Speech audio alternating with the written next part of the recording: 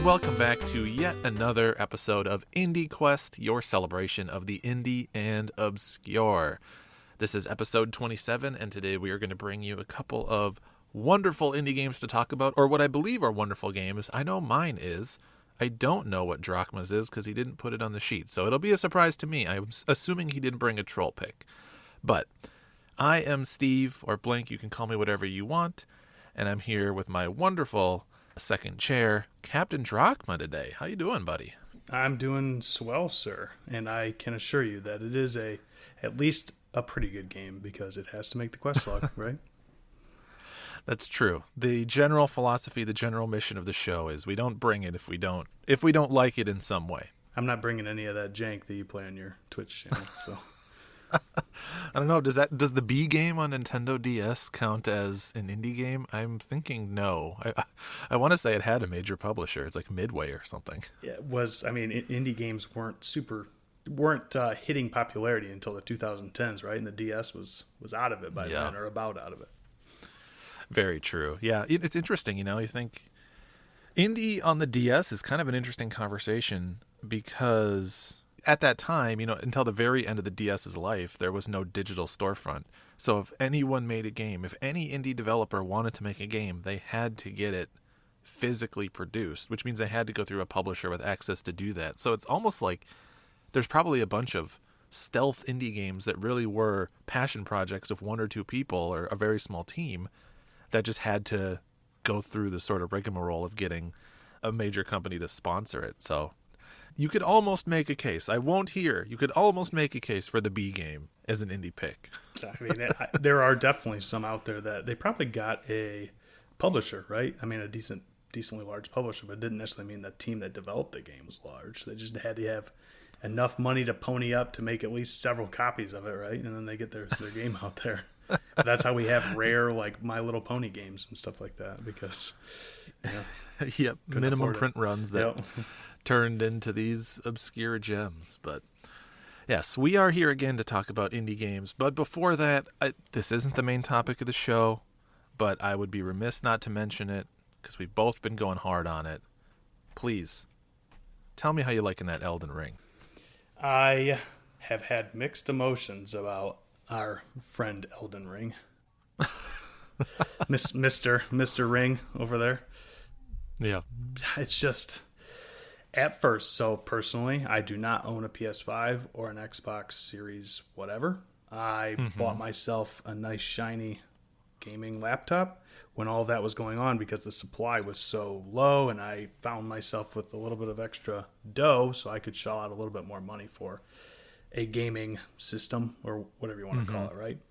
So I bought my PC, and this is what has helped me go so hard on some indie games as of late, just because of Steam and just looking and seeing what sales are on there and things like that. This is the first game that I have played that really pushes this thing. I mean, and it doesn't push it terribly hard, but I mean, it's plenty capable, let's say. But as you might have heard and read, the PC version has had some issues since it released. So initially I was frustrated. There was some stuttering. That was the biggest thing, right? Stutter. Yeah. And I've played plenty of games at 30 FPS or lower, Bloodborne being one of them. But that consistent frame rate, you at least have to have consistency, because if you don't, it is jarring when your guy's like, it's just like, it's fine. Like it did not break the game for me, and they've actually released a bunch of patches, one of which being basically they said they weren't utilizing the GPU as much as they were supposed to. Oh, interesting. So it's probably not that everything wasn't using the GPU, right? But once that patch released, prior to that, my computer has not run hot. Yeah, I've not heard fans really. I mean, they've been quiet. Ever since then, this thing it sounds like a jet taking off. So that GPU fan is definitely doing something that it wasn't doing before. So technical issues aside, we're working through that. Maybe sad as it is, sort of expected-ish at launch. I know that the Souls games don't have a great track record of PC ports, But in terms of the raw, frustrating loop of that game, you feeling it? You're hooked? I am absolutely hooked. I love it. So I'm not as big of a fan. I know that I think we share this. I am not as big of a fan as some people are probably of open world games. Mm-hmm. So I definitely get a little bogged down by just running through a field here and there, right? I mean, that's all you do is you kind of run through fields from one point to the other. It's not like you're not finding things. You absolutely are, and there's hidden secrets all over the place. But the Souls core gameplay is fantastic. The bosses are what you expect. So, it's amazing. I mean, honestly, I just fought one of the major bosses. I don't want to spoil anything, but one of the major bosses in the game, earlier major bosses, just last night, and he might be up there and one of my favorite bosses in the Souls series. I mean, it was just an epic fight. Took me a lot of tries. Afterwards, I'm up in the air like, oh, I finally did it. My wife, scare the dog. So, yeah, classic Souls. Yeah. Yeah, and I have to say, in terms of that open world, I feel like, from my perspective, usually I get kind of overwhelmed in an open world. There's just so much to do. I can enjoy going down a checklist and just completing some mindless tasks, but when there's so many options, I always kind of feel like I'm getting pulled in a bunch of directions. I don't so much feel that with Souls because they made the very conscious choice not to, or Elden Ring, not Souls. They made the very conscious choice not to put a bunch of icons on your map. You can drop icons if you want to remember something, but otherwise you just kind of like exploring. So I sort of, as I go, I feel like, yeah, I'm definitely missing stuff, but I'm also definitely finding stuff. And so I have a little bit less like FOMO about all the icons that I'm not getting to. Right. And that the only thing that kind of brings it up is 5 hours pass and you think, I remember talking to that guy. Where was that guy that told me to go to this place? And that's a little frustrating. But the nicest thing about it is playing this game on release and the community that's built up in the Discord and on Twitter and everybody finding these things, and it's just great. That's one of my favorite things. Yep. You don't even have to play with people. You can just get online. When you're frustrated, guess what? Everybody else is frustrated about the same stuff, and it's awesome. The community around these games is amazing. Yeah, could not agree more. And just so you all know, there are tons of indie games that were inspired by the Souls games, which is why this technically counts as a reason that we can talk about it on an indie podcast. Legally, you cannot fine us. So that said, we're hyped about Elden Ring, but we're also hyped about some dang indie games. And so we each have brought a game to offer up, to talk about, to celebrate a little bit, and of course to place on the quest log. And if it's all right with you, why don't I go first with my pick? I'm fine with that. I'm happy to hear what you have to say. Awesome. So I'm going to bring for us today a little known gem, actually a surprisingly popular game, called Guacamelee. I have to ask, is this one that you've played? I have not played it, but I have seen many screenshots, many videos, and I believe heard you talk about it in the past at some point. Yes. I feel like this is sort of one of the... to go back to Elden Ring, this would be a greater lord if it was an indie game. There are certain indie games that seem to rise above and get a lot of attention and get a lot of popularity. There's the Super Meat Boys, the Hollow Knights, and I think Guacamelee is one of those. Celeste, stuff like that. But it's a game that I had not personally played until very recently, and so I thought, hey, why not, with kind of a fresh lens, talk about this and how it stacks up in 2022 or in 2021, which is when I first played it. And so to kind of just give you the run sheet on it, for folks that don't know, Guacamelee is a Metroidvania or gated exploration, if you're using the proper term, / kind of beat 'em up game on basically every system known to man at this point. It started life on PlayStation consoles, if I recall correctly, but literally I don't think that you can own a gaming device that doesn't have access to Guacamelee in some form these days. And it originally released April 9th, 2013 for those PlayStation consoles. So again, we're talking, as painful as this is to admit for a 2013 release, we're talking almost a decade ago.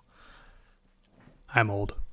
Yeah, me too. It just makes my stomach turn over a little bit. I get queasy. Mm-hmm. But yeah, so it came out on those PlayStation systems. Now you can get it on, Wii U, you can get it on Switch, you can get it on the Xbox family, you can get it on PS4, and as a result, PS5, PC, everything. So potentially toasters, what you're telling me.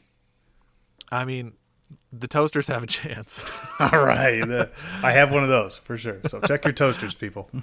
That's going to be our new check. Can Yeah. we play this on the toaster? Yep.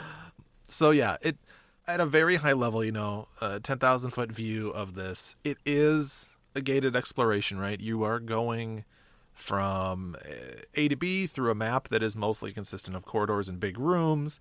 You will often come across obstacles, doorways, things that you can't get through because you lack the requisite power or ability that will let you get through there.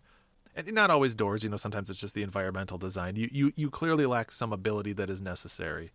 And we'll get into what some of those abilities are a little bit later. And it's just kind of you exploring, trying to find where these different abilities and things are so that you can unlock other areas in the map and slowly make your way through. A big thing, like a standout feature for this, I would say, is its art style.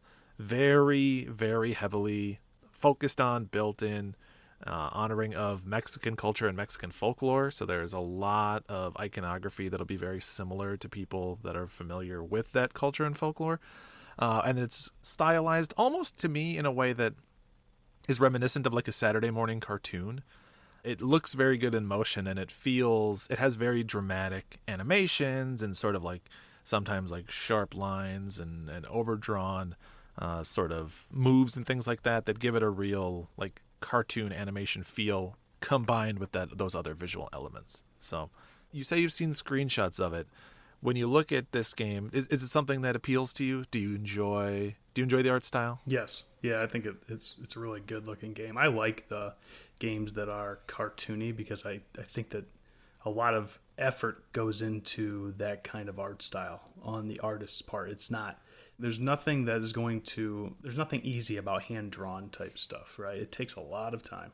So for them to put that effort into it, I mean, just you look at the, 40s, 50s, 60s, 70s cartoons that were on TV, and it kind of makes me think about Cuphead, right? But just that art style and the amount of effort that it takes to individually draw each of those and make it look smooth, it's just impressive that the people are capable of doing that. Yep.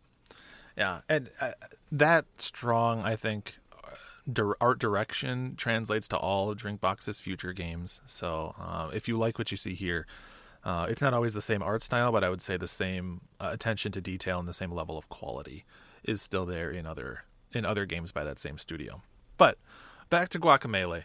So, sometimes it can feel a little bit difficult to talk about a gated exploration game because there are so many of them.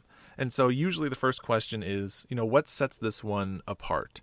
And I think that there are things that do, and I'll get into those here. But it's also kind of important to remember the context and the time that this game came out. You play a lot of more modern games in this genre. I keep going back to things like Hollow Knight, and they seem to have really like absorbed that concept and done something new, fresh, and interesting. Whereas Guacamelee sort of was like a real refinement of that style and just sort of like boiling it down to like its pure elements and making it just fun to move around and play in that world without necessarily adding in what you might call a hook otherwise. But if you're going to compare it to other games that are not indie, something like Metroid, Castlevania, stuff like that, there are things about the way that Guacamelee plays that I think set it apart. First off is that it's very focused on its combat, which is something that a lot of times these games can kind of put to the side outside of boss fights. But there's a big focus on combat, specifically enemy combat with regular enemies, not with bosses. So you have a bunch of different like chain moves and combinations that you can do. And very similar to a fighting game, you can combine those in different ways. You can cancel out of combinations to start up other combinations. You have like an uppercut that'll send an enemy into the air that you can then use to air juggle them. And as you play through the game, you'll get other abilities that will let you juggle them in other directions. So it is really not uncommon in this game for you to kind of like, a typical combat scenario once you're like halfway through and have started to unlock some of the moves might be, You do a 3-hit combo, you roll through that enemy to another enemy, you combo him so that those two are clumped together, then you uppercut them both into the air, you do like a 3-hit combo, you do a side punch that knocks them into a wall, and then you shoot over into the wall and smash them down with a stomp attack, stuff like that. Very, almost like Bayonetta, Devil May Cry, very stylish, very smooth, very fluid combat mechanics. And what is nice about that is that a lot of times I end up feeling like I'm just waiting for the boss fight in these games because I like to see the big, unique fight with the boss enemy. But really, each individual combat encounter ends up being the thing you look forward to because there's so much flexibility and there's so much freedom. And you get additional currency that you can use to buy and spend on stuff in the game as you build up and achieve bigger combos. So you're incentivized to do it, right? You're incentivized to be creative, find ways to get these enemies moving around, and like really just have fun with the combat engine. So you said it is just so I make sure I remember and so everybody else listening, it is a beat 'em up at heart, you said, right? I mean, with combos? Yeah, and I would say maybe I shouldn't have said that because it's a little bit of a loaded term. I think when people think beat 'em up, they think like side-scrolling, kind of firmly planted on the ground.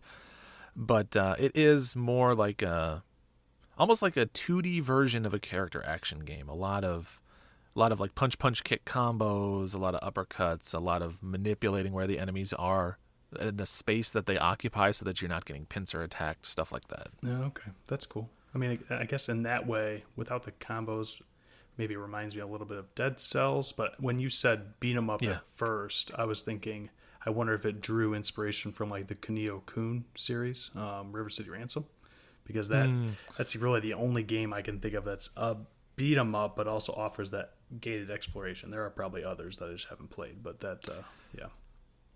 Dead Cells is probably a good comparison. Yeah, the way that combat is like fluid, and you have different ways to approach a situation, but it's sort of all about like space and movement and making sure that you're in control of where the enemy is and what they're doing. That's the part that I'm really talking about. So, and what's nice, they unlock almost all of the abilities in the game that you unlock that help you then explore the world, double as a combat move. And that's sort of a double-edged sword in some ways, because you'll unlock things like a headbutt or a foot stomp or like a diving lunge attack. And in Guacamelee, all those are color-coded, and then that color-coded move matches to a door in the world. So it's a little bit like straightforward. It's a little obvious lock and key where you get to a red door and you're like, oh, I don't have a move that has like a little red flourish to it, so I know I don't have this ability. And then you get the red move and you go use the red move on the red door. So there's not much like creativity in that regard. But what's nice is that each of those abilities that you get, in addition to unlocking new areas, do usually open up like a new vector for you to approach those combat fights. And they actually start building in enemies that have shields that correspond to those different colors. And so you can still punch and kick and combo them, but you're not actually doing damage to them while they have that shield up. And so you need to use that particular move on that enemy to break that shield, and then they'll be weak for a period of time where you can do damage to them, which is cool because it would be less interesting if it was just, oh, I see the red enemy, I run over, I do my red headbutt, and now his shield is down. But you can still like kind of combo and manipulate him. So you might come into a combat encounter and see like, oh, there's 2 normal enemies and 1 red shielded enemy. I can use this like dodge, uppercut attack, and I can push all 3 of them up against the wall. Then I can headbutt all 3 of them at one time, break that dude's shield, do some damage to those other 2, and then they won't have like any momentum because they'll be stuck against the wall, so I can immediately roll right into a combo. So stuff like that ends up being pretty flexible and pretty fun, even if what that means is it's very much like find red key, open red door in terms of the world exploration. So for the abilities, I guess my question is, a lot of times it's really a pace breaker in a lot of games when you're swapping through abilities, especially in a game like that. It sounds like it's fast paced, right? You need to make sure you have the right ability on tap. So is it easy to do? Is it shoulder buttons, or how does that work when you're swapping abilities? Yeah, good question. So all of them, you don't really ever need to switch abilities in any way. Usually they translate to you have kind of like a special attack button, and the different special abilities will be the special attack button combined with a direction. So you'll unlock like in midair like a diving stomp attack that is blue themed. And so when you're in the air and you press circle and down like I did when I was playing on PlayStation, that's how you trigger that attack. And then that attack is used to like hit enemies and do damage to them when they're on the ground. And then also there will be, blue doors that are on the ground that you'll stomp and fall your way through. Yep. And there are some other less obvious ones, like you'll get the ability to do some wall running and stuff that does have combat potential, but is a little more focused on just exploration and environmental manipulation and stuff like that. But it's pretty fun. And then the other big mechanic that I haven't even touched on yet is you can swap between two different worlds. You can swap between kind of the land of the living and the land of the dead. And that's used in the platforming. There'll be platforms that only appear in certain worlds. And so that's done with just a tap of the shoulder button, and it's instant. Like, it's not like you have to go to a specific portal and do it or anything. It's like, no, you can just do it. And so a lot of times you'll be doing these big sort of platforming puzzles that are like, jump off this wall, switch to the world of the dead so that the wall in front of you disappears. And then once you're past it, switch back so that the platform you're going to land on reappears. And they get pretty devious with them. Like, that, you have some pretty complex, you need motor skills at some point. Some of the later fights and some of the later platforming challenges are not easy. And then they of course start rolling that into the combat too. There'll be enemies that you can only attack in one world or the other, so you'll be switching between and adding a layer of depth that way. So that is another way that they mix things up. But I think that tends to have more of an impact on the platforming. That reminds me, just the switching abilities and having to think on the fly as you're moving through a level reminds me a lot of one of our favorite games, right, that we mentioned last episode. But Hollow Knight, you have to kind of do that in a lot of ways. Use your nail on spikes to spring yourself up, and then all of a sudden you have to use your crystal shot or whatever to shoot across the, so. Yeah, exactly. So very similar, and I would not be surprised to hear that the Hollow Knight devs took some inspiration from that. It seems like, especially this genre more than any other, they're sort of just like consistently building on, adding on, improving, things like that. Yep. So yeah, overall, that's kind of generally how the game plays. I do think that it controls very well. It is a relatively straightforward map layout. It's one of those games, kind of has that like third-person shooter syndrome where, you're playing like a third person, like a Gears of War or something, or an Uncharted, and you walk into a room and it has a bunch of waist-high walls, and you're like, oh, 100% I'm going to have to do a shootout in this room. There's no world where I don't. Or if you go through it and you don't do a shootout, you're like, on the way back, I'm going to do a shootout here. It's very similar in Guacamelee, where you'd be just kind of like in a regular hallway, and then you'll walk into a big room and you'll be like, I know that they're going to lock both doors and I'm going to have to fight a group of enemies in this section. It's really, they're not trying to be too subtle about it. So it is simplistic in that way. We were talking about Elden Ring, and that is like, if you're in the Souls series, if you walk into a big room, you just walk through a door, you walk into a big open empty room and you see another little door on the other side. It's like, oh, I know what's happening here. At least after the first couple times of doing it, like, oh, okay, here we go. Yep, you can't trick me. Yep. Again, we'll just need to call all Souls games just Guacamelee likes, I think is the fair term. Well, Demon Souls came first, so I guess Guacamelee is still a Souls. That's true. All right. Other notes, the soundtrack, very good. It matches that Mexican folklore very well. It's kind of like, it's electronic for sure, but it has a lot of horns, a lot of percussions. It sounds almost like a mix between, like a future mariachi is maybe a way to put it. And they do a good job of mixing up the tone of the soundtrack. I describe it that way, and you can kind of get one sound palette in your head, but they really do take those instruments and use them sometimes in very tense ways or in very subtle ways, sometimes very upbeat ways, sometimes very like playful, kind of goofy ways. It is a very fitting soundtrack, and I think it's very well done. Soundtrack's done by, and please, I hope I don't butcher this name, but it's done by Ram DePrisco and Peter Chapman, which is a very famous name in game composition. So it's got some real muscle behind it and some real talent. Nice. It's definitely the type of soundtrack that you would not be surprised to find someone just listening to separately outside of the game. It very much is a listenable, catchy. It would make sense as an album, I think. Have you found did they make a vinyl? I want to say that they did. I'm not much of a game vinyl guy. Yeah. But I think that this game has. If not, it 100% will at some point, I feel. Unless there's like some issue with the rights being locked up and lost to time or something. It definitely is listenable enough and high quality enough, and the game is popular enough. It kind of hits all three where I would not be surprised to see one get produced. Nice. Yeah. And it's not a particularly long game. I think I made it through in 5-6 hours, something like that. It's very, like, you can hit it in a couple of sittings. And if you happen to enjoy it, there is a sequel out to this game now. There's a Guacamelee 2.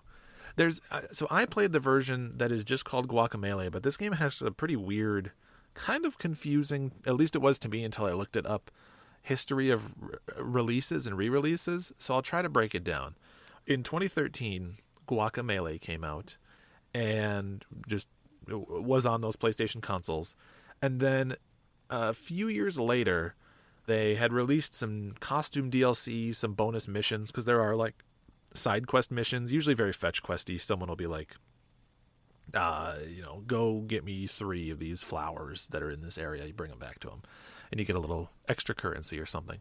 But they released some new missions like that, and packaged that all up under what they called Guacamelee Gold Edition. And I think that coincided with some releases on other platforms. And then later on past that, they released kind of like the super version of the game. Actually, it's called Guacamelee Super Turbo Championship Edition, which adds even more stuff on top of what was in the gold version. And I think it adds some additional areas and bosses and content. I think it almost kind of packages like a whole extra chunk of game to do. I didn't play that version, so I can't speak to exactly what they've added, but I know that Guacamelee Super Turbo Championship Edition is sort of the version to play if you're going to come in and check this out. I think that's really the one that you'll find on most major storefronts at this point, so go that way if you're looking to check this out on any modern console. That'll be the one that you want to play. Physical editions sought after? Are they pricey? There are a couple, and some of them are pretty sought after, yeah. So there's a version that was released through Limited Run Games. Those tend to go up and be valuable. And then there was a version of, I think, Super Turbo Championship Edition that, and I'm remiss to spread rumors, but I'm pretty sure that it was released just through Drinkbox's store. And so that one's kind of desirable, too, because it had like a limited print run through a non-traditional retailer, just through their personal website. And so they certainly hold their value. But this, if you're not a physical collector, if you don't have the brain rot that I do and want a physical disc for everything, this is a type of game that gets packaged up in like humble bundles all the time, very often goes on sale during any major Steam sale, stuff like that. So it's definitely something that you can get for a pretty reasonable price if you just hold off and wait for a sale. But I'll leave that up to you to decide. And then closing thoughts, I think that the gameplay itself is very fun. Like I said, I think that the world map is very sort of what I would call pretty standard fare for this type of game. I do want to say, we were joking around calling ourselves old because this game came out in 2013. You'll feel it when you play this game because the sense of humor is so old. Like, literally, they have references that are ancient in terms of internet standards, like jokes about, memes like set us up the bomb. Do you remember the Me Gusta meme? The like stick drawing guy holding like a glass of wine. Yeah, yep. They have billboards that are like a parody of that. Like, that is the level of ancient humor that this game is evoking. And so it didn't age gracefully in that regard. It seems a little bit like a time capsule. I feel like 2013 was like around the time when memes were starting to really hit their stride and get more popular. Because before that, we were just like, oh, it's just a picture joke, and then it's like, no, that's a meme. Yeah, that is a meme. Yeah, very like Rage Comics era humor in here. So I think for most of us, maybe not still our sense of humor, but it's interesting to go back and see what was considered like contemporary humor at the time. Mm-hmm. So, yeah, all in all, I think a fun game and one that I would recommend to folks. As we round out the discussion on it, though, we reach that classic point where we need to make the decision, is it a main quest or is it a side quest? And I'm always curious to hear your thoughts, but I'm going to go ahead and say this is a side quest for sure. It's a classic example of a very fun game, and at the time, I think it would have been probably, and I think it was regarded as exceptional. It was like kind of best in class or near best in class for this genre. But it's been a decade, and this genre has done a lot. Yeah. That doesn't mean that this game is any less fun, but if you're someone who's coming to the quest log and you're saying, oh man, I need to play a gated exploration game, what is the cream of the crop? I don't think that you would consider this the cream of the crop. You would consider this like an important footnote and a very fun game that you can see how others have built on in the future. And so mostly for that, I would put it at side quest, and a confident side quest. Definitely, if you're a fan of this genre, you'll want to play it. It's good. I would recommend it to most people, but, you know, not to keep throwing this game's name out there, swinging its weight, but if you played Hollow Knight and then you were asking me what's another game in that genre I could play to chase that feeling, I think you'd be a little bit underwhelmed by Guacamelee, because it is a little slight in comparison. So, amazing game, still very recommended. As always, we only bring games that we do recommend to the show, and I think a confident side quest pick. Yeah, I mean, the way I think about it is when you talk about it like that, if somebody were to ask me that I want to play a turn-based RPG of some kind, right, I'm never going to point them to the original Final Fantasy. It's still something that's worthwhile, definitely, because it kind of laid the groundwork. And I'm not saying Guacamelee is the original Final Fantasy. Like, that's more like maybe Metroid or something like that, where that's really laying the groundwork for what it is. But still, it's a good game and worth playing if you enjoy the genre, but probably not something you're going to get a lot out of today, other than seeing where we've come. Yeah, exactly. And it does have that combat that people will enjoy. And I'd actually, on this one, I'd be very curious. You know, oftentimes, I don't ask for your opinion because it's my quest log. You can take it or leave it. But I know that this is a very beloved game. And I'm always a little bit concerned that when I side quest something, people are going to think of it as me knocking it down a little bit, which is really not my intention here. But if you are a big fan of this game, because I know they're out there, I would love, write in, let me know your experience with this game. Let me know your thoughts on it. Whether you played it back in the day or whether you played it now, I'm curious to hear both perspectives. So please feel free to write into the show, and we'll plug it again at the end. But if you aren't aware, that email address is indiequestpod@gmail.com. So let us know, and I'd be very curious to hear some listener thoughts on this one. Hey, I gave one of my favorite games of all time a side quest last episode. So, you know, what does that tell you?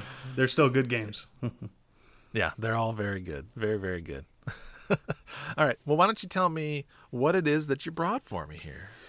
All right. So 2 episodes in a row, I have kept Steve in suspense. But he did hear about this game a little bit in the last one. This is the game that Steve thought I was bringing, and then I pulled the rug out from under it. So today I'm going to be bringing Into the Breach to IndieQuest. I'm very excited. Yep. It is basically the polar opposite of Guacamelee, like in terms of gameplay. So if you came to this show today to get just both ends of the spectrum, we brought it. So we definitely are mirroring each other. So Into the Breach was developed by Subset Games. Just two guys. 2 guys are the people who created this, Justin Ma and Matthew Davis. Yep. So the other popular title that they created back in like 2012, I want to say it was somewhere around 2012, was FTL. I don't know if you've heard of FTL. I have. I played a little bit of FTL, and I was so bad at it that I just had to uninstall. I had no choice. Yeah, so I have actually not played FTL up to now. I definitely want to check it out because a lot of people say that FTL is still the better game. Oh. It was reviewed well back in the day, but it is like a space simulator, like you're on a spaceship and you're trying to stay alive from what I understand, but it's still a roguelike. Yeah. I haven't played it too much, so I don't want to make any assumptions. My impression of it has always been that FTL was just ever so slightly too early for the roguelike train. Like, that genre really blew up at a certain point, and FTL definitely was a part of that. Like, that was sort of in the push to get that genre more popular. But I feel like if that exact same game, Unchanged, had come out like 3 years later, it would be a much bigger deal and talked about more. Right. Yep. And that's what there's kind of in a similar vein as Guacamelee. It was received well when it came out. I think it's still very worth going back to based on the things I've read and videos I've watched. But there have been games that have built upon that since. Okay. So. Yeah. I'm excited because Into the Breach of their works has always been the one that looked more my style. It is much more of a stylized game. It's much more... We put a lot more attention into how this game looks than just making sure the gameplay is solid and exactly what we want it to be. This is much more looks pretty, and I'll get to that here in a few minutes. But first released on Windows, so it was only on PC, February 27th, 2018. After that, it was released on Mac, Switch, Linux, Stadia. So basically on everything you want. And the thing is, I'll get to this a little bit later, but it's such a good thing that it is on. You can play it on tablets. You can play it on the Switch because it is a very... It lends itself well to the pick up and play style. Okay. So jumping in a little bit to kind of the overview of what this game looks like. It's a 1632-bit, and I know that's two games in a row that I brought that are kind of that old style, right? But isometric, turn-based, strategy, tactical, roguelike. So, which is just a lot of words. I get it, and I know it'll become more clear as you talk. But man, that is just genre soup right there. Yes. So I think that the best way for me to describe to person listening right now out there, think Advance Wars. Everyone knows what Advance Wars is, or for the majority of us know what Advance Wars is, right? Mm-hmm. But roguelike. It's different. There's some differences. I know. So, yeah, Steve says horrifying. I guess I will just go ahead and just touch on it very quickly. It's a fairly difficult game. As I mentioned before, I do like my hard guys, right? So it's definitely pretty tough, but it's somewhat forgiving anyway. Moving on. Very pretty game. Definitely... I love that art style, right? That 1632-bit type art style that could have maybe played on the Saturn, but probably not, right? Or on the Super Nintendo.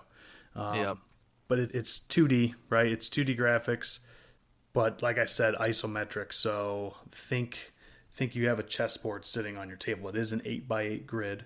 So think you have a chessboard sitting on a table and kind of like look at it at an angle, like you're on the floor, kind of like looking maybe a little bit above it, right? So that's exactly how it looks. It sounds like Final Fantasy Tactics or like Tactics Ogre, that style. Except for the map is much smaller than, and it doesn't play. I'll get into more of those details later, but it's not an RPG. You do gain levels. But the roguelike part of it doesn't really lend itself. It's not, you don't have consistent progression, I guess, like you would in an RPG, right? So, okay, that makes sense. Is it always 8x8? Every level is an 8x8 grid? Yep. And it is somewhat random. So, of course. Yeah, I mean, the roguelike genre, right? But there are, going off topic a little bit here, but there are 4 islands, and each of them have a little bit of a different theme. But the way that everything spawns is random. So, okay.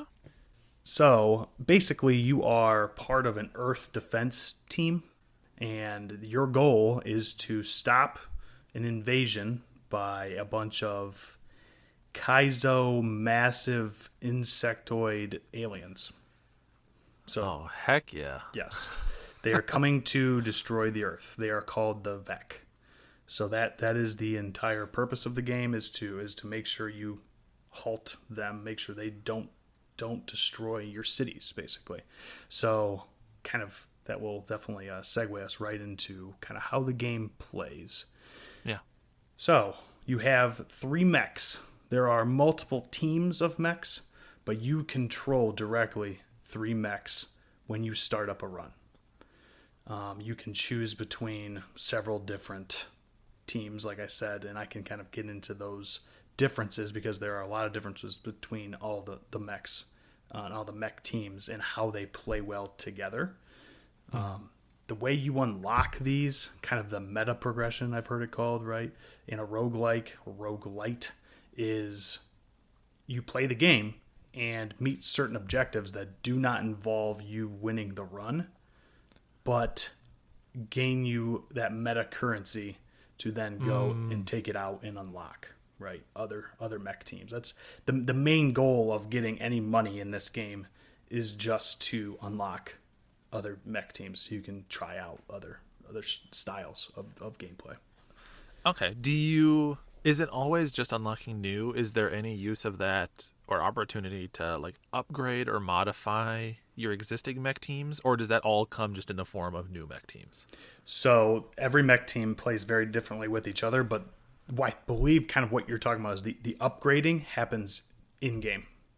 So think, for anybody, I think I mentioned a little bit last time about PC gaming, but League of Legends has a style where upon entry into every single game, you are bare bones level 1, right? But you level as the game goes on, and you buy things to make your character better. That is exactly how this is. You enter the run, base whatever mech team you picked, and then as you go, you gain different kinds of, they're called resources, basically, that you can spend that after you complete an island and upgrade your mechs as you play. Okay. They have certain abilities that can get more powerful, and you can also buy other abilities from, you can find them in these things called pods that crash down sometimes as you're playing, and you can buy them after islands and then upgrade your mechs that way. If you want you can slightly tweak the style of how your mech teams are playing. Okay. So those abilities that you talk about, are they, it could be both of these, but is it like weapon type abilities? Like, you unlock, now my shot has +1 AoE squares in its range, or is it more like passive abilities, stuff like when I'm standing next to a mech of this type, I have 20% more damage? So there are both. That's a great point. I mean, I cannot stress enough how different all of these teams play. So I'm just going to kind of try to visualize what a general battle looks like. So you choose an island at the beginning of your game. When you very first start it up, you can only choose one island. But you choose an island, and then that island gets broken up into what I'll call like counties or states or whatever. They all have borders, right? And you can click on each of those segmented pieces to start your battle. It will tell you what you gain after the battle at the beginning. So it'll have either a resource, grid power, which I'll get to in a moment as I go through this. And then you basically enter in the battle. As you land, your 3 mechs land on the grid. And you can see the Vec on the screen, the insects. They aren't attacking yet, but you can see exactly the positions. And then, of course, like Final Fantasy Tactics, like those games, like Advance Wars, you can select exactly where there's like a certain amount of grid that flashes that you can pick where to put your mechs down, right? And you can kind of strategize from the very get-go, where do I want to put them? How do I want to position them to be able to best take care of the enemy, right? So once it starts up, you put them down, and what you would typically think is Final Fantasy, Fire Emblem, they take a turn, I take a turn. They take a turn, I take a turn. That's typically how most of those games go. Sometimes there's some variation where it's more of a speed grid that goes across the top, right, or whatever, where this character's going to go. Your thief is always going to go twice more than everybody else because he's super fast. That is not how this is. It is much more like the Final Fantasy Tactics, where you do take turns moving, except there's an extra layer of strategy, which I absolutely love. And anybody that plays this, I would love to find the person that does not like this, because I think it's just brilliant. Basically, you wait for the enemy, they move, and then they show what they're going to attack. So basically the square that they are about to attack has a red outline with a bunch of red lines through it that show you, this is what I'm going to do next turn.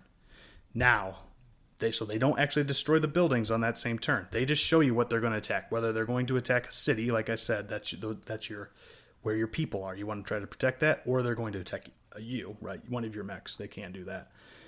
It's up to you to either destroy them or reposition them so that they cannot attack that stuff. Oh, yes. Interesting. I can already see myself getting into trouble where I'm like, all right, he's attacking this square. I think I can do enough damage to kill him before that happens, but then I mess it up and suddenly my guy gets destroyed. So it's funny you mentioned that. Everybody has your mechs and the Vec all have little, all I can say is like life bar, right? Where they have ticks.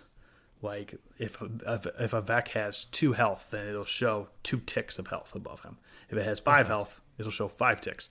And when you attack that Vec, it'll say exactly how much damage you do. So you can plan it out that way and try to, if you need to destroy this Vec before he attacks the building, you know exactly how much damage you're going to do. Here's the problem. This is the type of game that you will seriously sit and stare at the screen for 10 minutes at a time and do nothing. Because as soon as you make your action, there is no taking it back. You're done. Okay. So I can move my mech, but I cannot attack, or that a turn is done for that mech. I should clarify. I can move my mech and then move the mech back before attacking and then retake that part of your turn, right? Okay. You cannot attack or else you're done. Fortunately, the game gives you can, if let's say you have your 3 mech and you attack and then you attack something else or do something else, move, and you're like, oh, I screwed up. I'm not going to be able to stop this Vec from attacking that building on this turn. I need to do something else. You do have 1 reset per battle that you can use. Is that a full fight reset? Like it completely wipes you back to the beginning of the fight, or just that turn? Just your turn. That's a good question. So it'll just take you back to the start of that turn. It'll reset everything back to the start of that turn, and then you have no more resets. So like I said, when I said initially that you can either attack to destroy or reposition, that is one of the most massive parts of this game. So many of the mech on these mech teams, their whole goal is to either pull or push the Vec away from the buildings or your units. Oh. So you can actually push them into each other. That will do a damage per Vec. Or let's say, try to visualize it a little bit here. I know it's for anybody that isn't looking at a screenshot. Hopefully you all go and look at this, right? Let's say you have a Vec attacking a building, 1 unit up.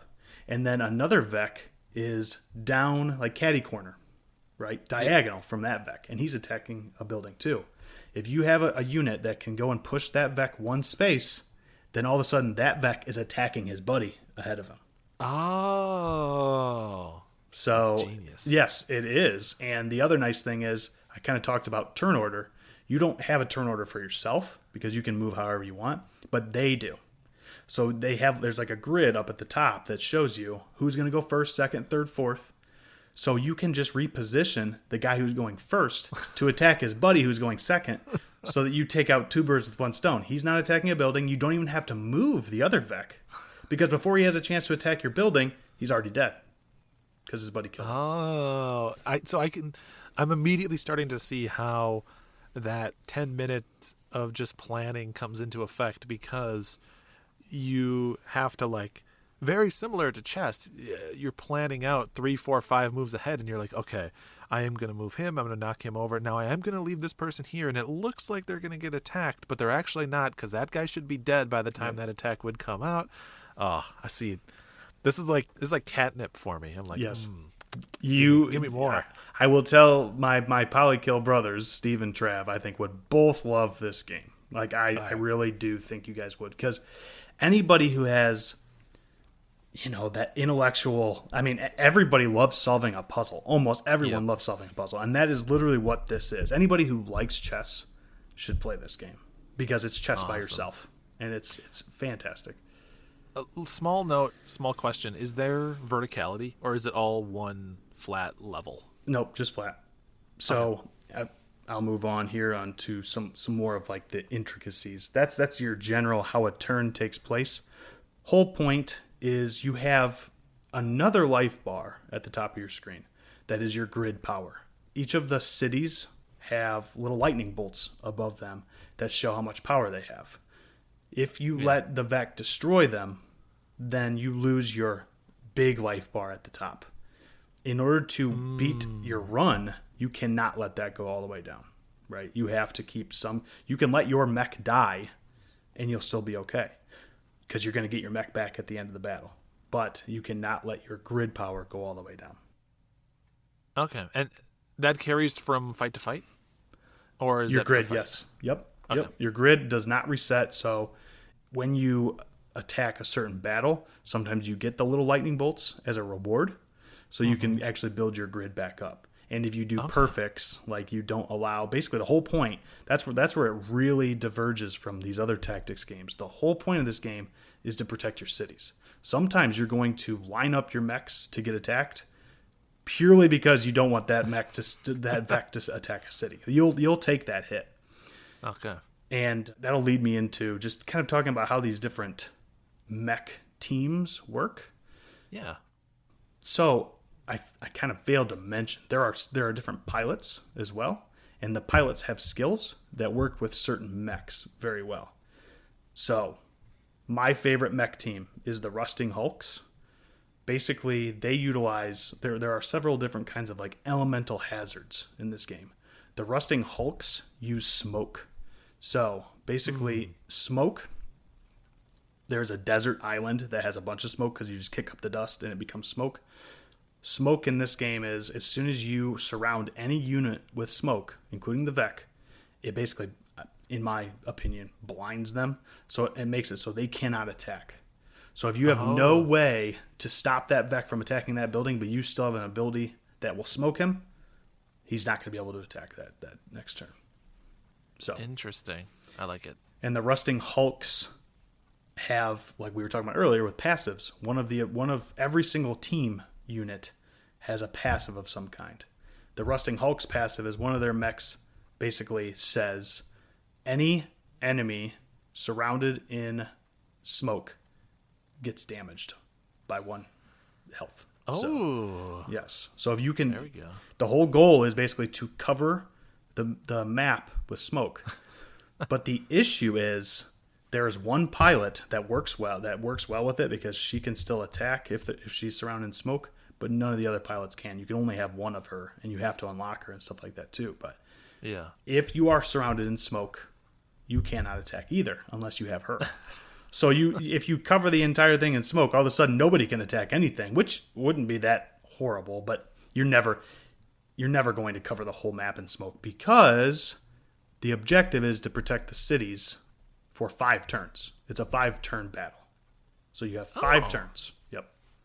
So this really goes back to what you were saying about it's about protecting the cities. I just naturally would have assumed that the condition would be defeat all the Vec or yes, destroy all the enemies. And it never is. So that's kind of the interesting, and yet I guess there's not a whole lot of variance in it because when I play Fire Emblem, anybody who's played that's a very popular game, sometimes it is destroy all enemies, like you said. Sometimes it's get all your units to this square to get them off the map. You can just ignore them. You can find a way to beeline it. And then sometimes it's destroy big boss, right? That's not how this is. It is always protect cities for 5 turns, move on. So I like that. It sells like thematically this being about tactical placement and you trying to protect your city or your world from invasion, right? That all you're concerned with, all other factors aside, is just saving the people. Yes. Yep. And actually, cool. If you complete a run, it will tell you how many people you saved, which is pretty cool. And then depending on what I think is a defining feature of this game, because I feel like a lot of roguelikes now, or I mean, honestly, a lot of difficult games do not have this. Into the Breach has difficulty settings. Which, snap. I know. Captain Drachma brought a game that has an easy mode, but I did. So, there is an easy, normal, and hard mode, and you can select right out of the gate. The game does not vary that much for each of these modes. All like normal does from easy is gives you a couple more difficult Vec to fight. So there are no boss monsters in this game. There are only alpha Vec. There are some larger monsters, or Vec, I guess, but for the most part, it's just alphas and then regular Vec. Alpha Vec are always going to do more damage, have more health, be more difficult in general to take care of. because from easy to hard, let's say, your mechs don't get any better. You just have to be smarter about how you play, basically. So Okay. there are 4 islands total. This is another, honestly, a really nice check for this game. You only have to complete 2 of them to beat the game. Oh, so does that? And you said you could choose them in any order. So are you basically choosing like, I think with the team I've built and the pilots I've brought, these 2 islands are going to be the ones that I'm best equipped to handle? Correct. So Okay, cool. that you can kind of strategize like that. Let's say I was playing as the Rusting Hulks. I would always play in the desert level because I can kick up sand without actually using my abilities. So that's just going to help me, right? But yeah, you can clear 2. You get more rewards for clearing 3 or 4, and then every single team, like I said at the beginning, you have achievements for every team. So basically, if you do clear 4 islands, you do a 4 island run, you get your currency for that. But you also get a coin for 2, and you get a coin for 3. So if you beat it, you have to beat it 3 times with each team to truly complete the game for each team. I mean, I love something like that just keeps me going back, right? Yep. Oh, I beat it once on hard on a 2 island challenge, and I haven't played since because I felt so good about myself after that. I played as the Rusting Hulks, and it was amazing. But it's just one of those games where it's so pick up and play. You can save mid-level, I think, or maybe you have to complete the battle, but you can save after that battle. I typically would always just do a run. If I was going to play, I would do a run because it takes 30 minutes to 45 minutes, honestly, especially if you do a 2 island run. So it doesn't take very long. But yeah, so like I said, 2, 3, or 4 island run, just to kind of give a little background on how crazy this game can get. There's a team called Blitzkrieg where they have one of the mechs has these like lightning wiggly arm things. It doesn't really animate a whole lot, but it's in the picture. That lightning mech can shock enemy that's nearby, obviously, right? So anything that's right around him, he can shock, or it can shock. If its ability is called chain lightning, so if there are other Vec next to him, can shock those too. So you need to unlock, like I was talking about leveling up, you have to unlock the ability to not affect your buildings. So you have to really play strategically at the very beginning. It's kind of a weak team to start, but really strong late game team. It might be a team you want to do a 4 island run a lot, because as soon as you unlock the ability to not affect your own cities, a whole bunch of Vex attack the cities, right? So if there's like a 2 or 3 grid square or whatever, rectangle, that's got a couple cities, and you got a Vec attacking this city, a Vec attacking this city, and a Vec attacking the city next to that, you can chain through all the cities and attack all the Vecs at the same time. Wow. And the coolest part about it is you can even sacrifice, or at least take some damage on your own mech. So if I line up, if there's already 3 Vec that can get attacked, and I line up my other mech next to the insect, and there's another one on top of him, now all of a sudden I'm chaining through the whole thing and I'm attacking. You're using yourself to conduct that lightning. Yep. And I believe one of the achievements is like getting a 5-turn lightning or 5 enemy hit lightning, right? So that would get you a coin. That's awesome. Just to round it out, the Vec, they are constantly spawning, so you can see the spawn point. So next turn, it will basically have this arrow that points out of the ground and says, this is where a Vec is going to come. You can put your mech on top of that to prevent them from spawning at all. So if you're strategic about it, you can do that. There are also certain mechs that shoot like a boulder out, so you can put the boulder on top of it to block them. I mean, there's so many things you can do. I mean, there have been times when I'm staring at the screen and I'm like, there's nothing I can do. I'm taking building damage. It doesn't matter. There's nothing I can do. And then finally I figure out, like, well, I have this Vec that can push, and I only need one more square to reach the Vec up there who's attacking that building. So if I use this mech to push my other Vec, or mech, sorry, that gets kind of confusing, right? I've used my guy to push my other guy one square away. Now all of a sudden that guy can make it to the Vec that I need to attack, and there it is, right?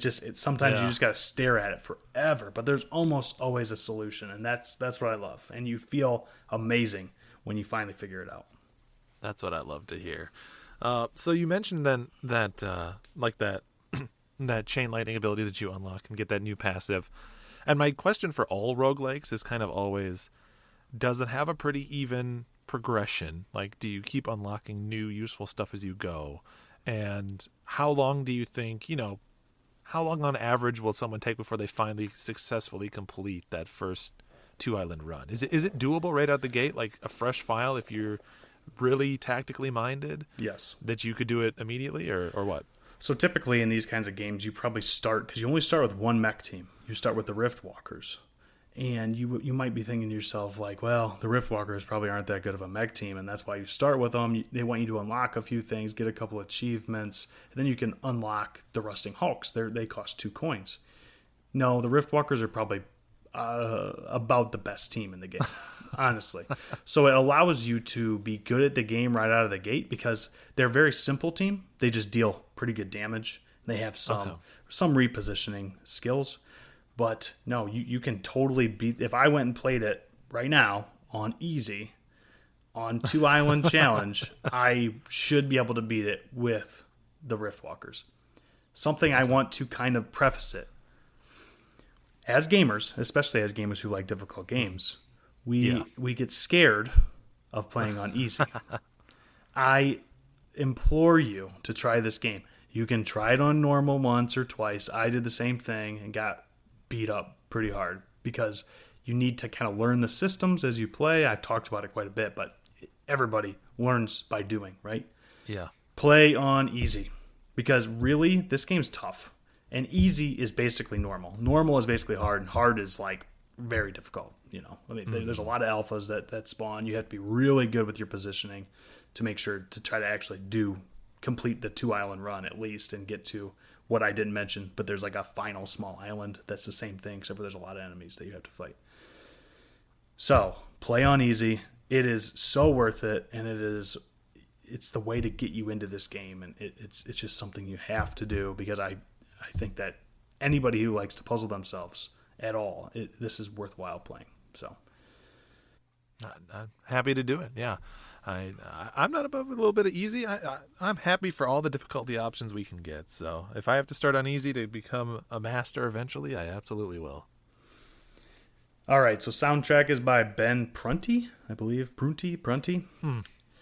It's a great soundtrack. I'm not great at explaining musical sonics and stuff like that, but it's always about every song starts out pretty mellow and somber and smooth and then ramps up as it goes, and I love that. Old War Machines is the very first Islands song, and it is fantastic, and honestly I listen to that all the time. It is such a good song, so everybody should go look up Old War Machines. It's just one of the tracks in the game, but it's such a fantastic song. I love it. Awesome. So that will lead us into where are we going to put this on the quest log. So unless you have any other questions, Steve, before I do that. You got me jazzed. So this has been a game that's been on like my wish list, to-do list for a long time. It sounds perfect for like Switch or mobile because, you can kind of take out your device and sort of like tactically plan for 10, 15 minutes and then move on. But I'm pumped. Everything you've been saying, I've just been lapping up. I'm like, oh yeah, say more of that. Yes. So it is last episode. I presented one of my favorite games of all time and gave it a side quest because I did not think it was extremely accessible to the vast majority of people. Okay. You would have to be extremely determined to play Gungeon, right? Yep. This is also a roguelike, which tend to be difficult, and is also a hard game. I'm not going to mince words and say it's easy. It isn't easy. But the average gamer, you don't have to be extremely skilled or have a really good dexterity, right? Like what we've been playing Elden Ring. To be able to play this. It's not twitchy. You can sit and stare at the screen for an hour if you want to try to figure out your move. It's up to how you're thinking and what your brain's doing. And everyone's going to solve these puzzles differently, and that's what's great about this game. So absolutely 100% recommend this game. It is definitely going on the main quest. It's fantastic. I've never played it, but I couldn't agree with you anymore. Everything I've heard about this game sounds good. And it seems it's very different from we didn't plan this, but I think we sort of inadvertently brought opposite sides of the same coin, where Guacamelee shows you where a genre came from and what it eventually evolved into. Into the Breach is kind of like the modern take on a couple of different genres built up, right? Like it's taking all that Fire Emblem DNA and all those older Advance Wars games, and it's sort of repackaging it combined with a roguelike into something modern and fresh and different. So it feels primo on the main quest, and happy to slot it in there. It's extremely accessible. You can play it on a touchscreen. I might be able to play it on your cell phone. I mean, it's just it's one of those games that I could be like, hey, Dad, who has not played a game since Blades of Steel on the original NES, you would like this because it's gonna tease your brain. It's that kind of game. So it's fantastic. Heck yeah. So to wrap that up, then we have Guacamelee on the side quest and Into the Breach on the main quest. Awesome set of games here. And sadly, it's going to bring us to the end of the show. Seems like every show has to end eventually. But as always, I want to thank everyone for hanging out with us, for getting all the way here to the end as we wind things down a little bit. You can always follow the show on Twitter if you want to stay up to date with things at IndieQuestPod. And I also mentioned that we have our email address, which is IndieQuestPod@gmail.com. Captain Drac, if they want to reach out to you specifically, how can they find you on the internet? I am at Captain Drachma on Twitter, and I am also, like we've mentioned in the past, in the Polykill Discord. So it's a great place, the best place on the internet. I'll say it every single time. A bunch of great, smart, intelligent people, and it's a great place to hang out. Absolutely. I couldn't agree more. I also think it's the best place on the internet. And if you want to get a hold of me, you can find me on Twitter at Blinkoom or on Twitch also as Blinkoom.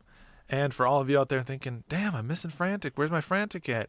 He's around. He's missing you too. Don't worry. We'll be hearing those sultry tones again soon. And if you want to follow him on Twitter, you can do so at Frantic Society. Go show him a little love. Tell him that you missed that guy. But we are part of the Polymedia Network, which is a network of amazing shows. And last time I had you pull one out and give a little pitch, I'm going to ask you to do the same thing again. Pull one show off that network that you love. I'm going to show my Steve love today because I am going to actually give a compliment to the Polykill podcast that Steve is a host on. Recently, Steve and Trav did a live episode, which was absolutely fantastic and the most fun night that I've had in a while. It was just so good. Those two guys are like, I think Dylan said it during the live feed there, but he said, this sounds just like a regular Polykill, which Trav kind of took offense to. He's like, oh, I guess I don't edit that well then, huh? But it was like, you guys are cohesive and fluid, and it's so good. You guys did a great job, and I cannot wait for you guys to do it again. Everybody should come watch. I'm honored. And yes, you can find Polykill and all of our other shows, including PD's Power Hour, Tales of the Lesser Medium, and Drunk Friend, all over on polymedianetwork.com. It's a really good internet website. I would highly recommend that you go there. But that will wind out the show for us. Another beautiful set of indie games.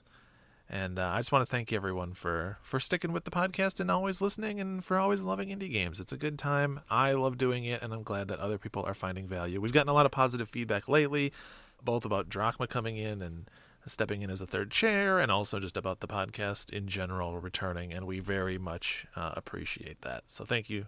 And I'll just leave it to Drachma to end on some words of wisdom.